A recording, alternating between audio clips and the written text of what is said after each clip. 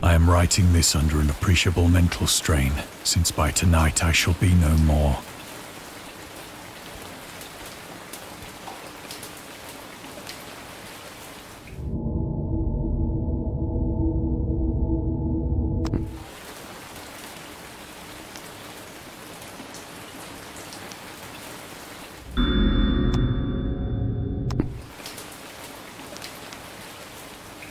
Penniless, and at the end of my supply of the drug which alone makes life endurable, I can... Do not think from my slavery to morphine that I am a weakling or a degenerate.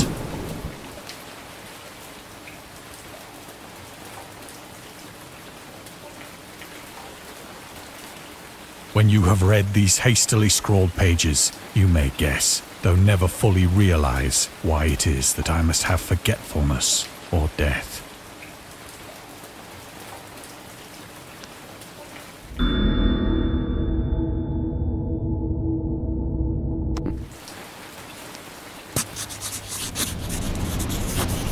It was in one of the most open and least frequented parts of the broad Pacific that the packet of which I was supercargo fell a victim to the German sea raider.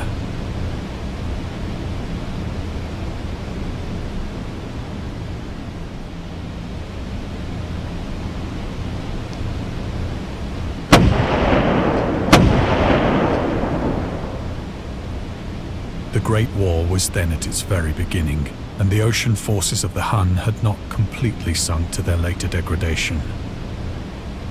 So that our vessel was made a legitimate prize, whilst we of her crew were treated with all the fairness and consideration due us as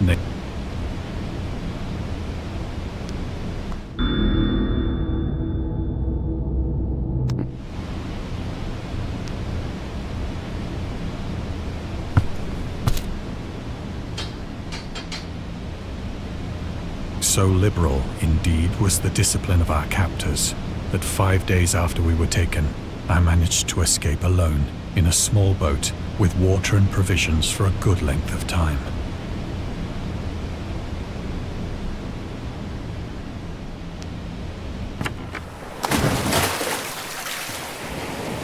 When I finally found myself adrift and free, I had but little idea of my surroundings.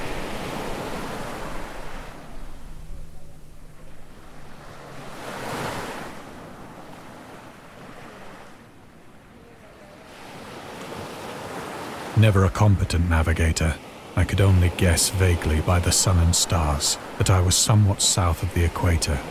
Of the longitude, I knew nothing.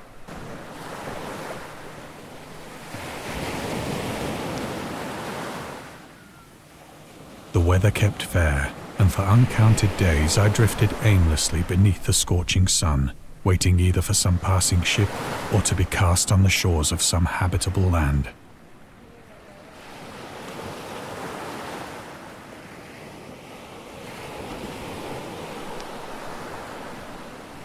But neither ship nor land appeared, and I began to despair in my solitude upon the heaving vastness of unbroken blue. The change happened whilst I slept. Its details I shall never know, for my slumber, though troubled and dream-infested, was continuous. Choked marsh under a gray autumn sky.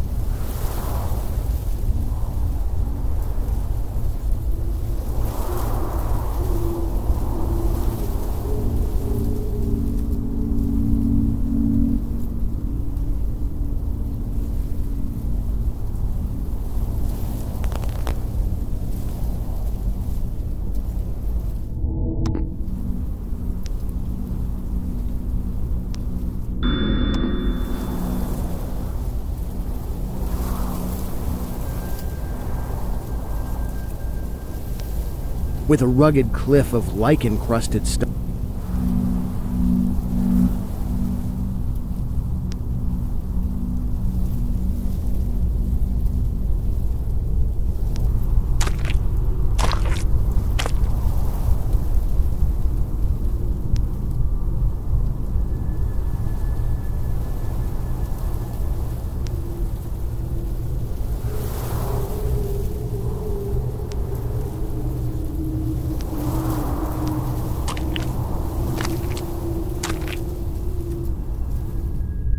Impelled by some obscure quest, I ascended a rift, or cleft, in this beetling precipice.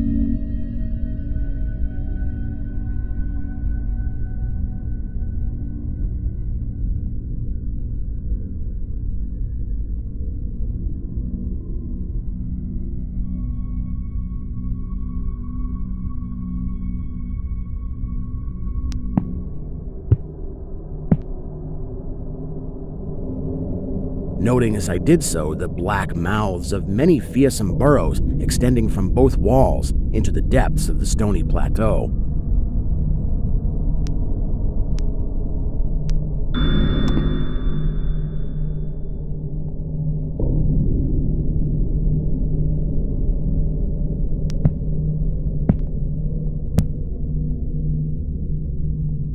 At these places, in as but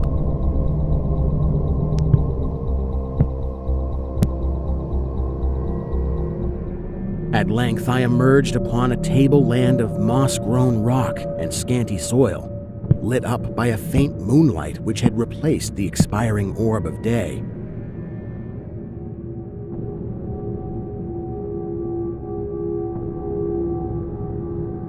Casting my eye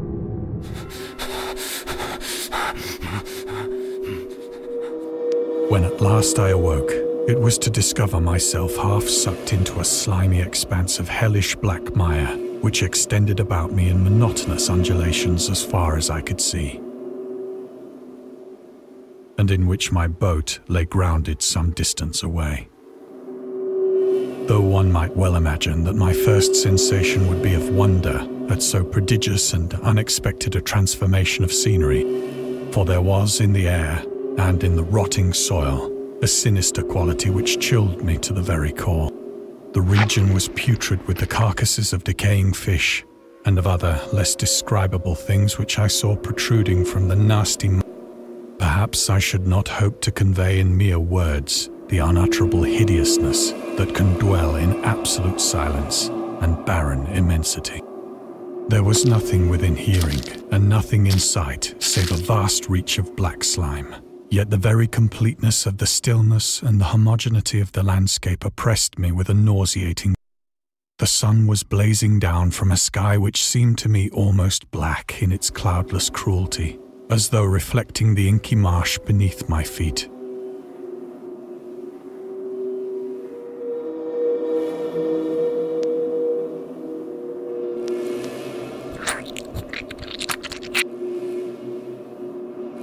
As I crawled into the stranded boat, I realized that only one theory could explain my position. Through some unprecedented volcanic upheaval, a portion of the ocean floor must have been thrown to the surface, exposing regions for which innumerable millions of years had lain hidden under unfathomable watery depths. So great was the extent of the new land which had risen beneath me that I could not detect the faintest